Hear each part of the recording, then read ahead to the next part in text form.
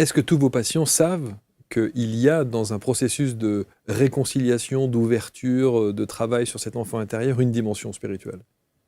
Les personnes qui me connaissent, oui, parce que c'est assez clair, je pense, dans ma manière d'en parler, mais encore une fois, elle est ancrée.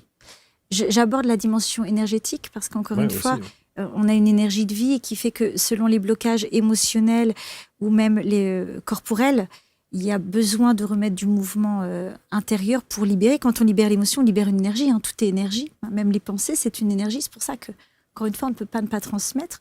Mais les personnes le comprennent et le captent, je crois. Et est-ce qu'on peut faire sans? Est-ce qu'on peut ne pas aborder cette dimension-là pour un processus pas de réconciliation, mais ce processus de soins et d'accompagnement? On pourrait émettre ça?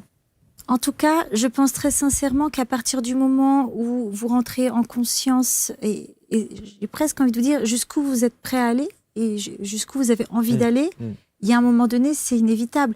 Mais j'ai des personnes qui, à partir du moment où elles comprennent, elles pressentent leur petite fille ou leur petit garçon intérieur et elles s'arrêtent parce que là où elles en sont aujourd'hui, c'est OK. Ça suffit. Après, il y a des moments, des passages, des personnes qui reviennent. Et j'ai envie de dire chacun son chemin. Mais quand vraiment vous êtes dans ce processus d'éveil et de chercher à être en conscience, on a différents champs de conscience et la spiritualité fait partie d'un des champs de conscience.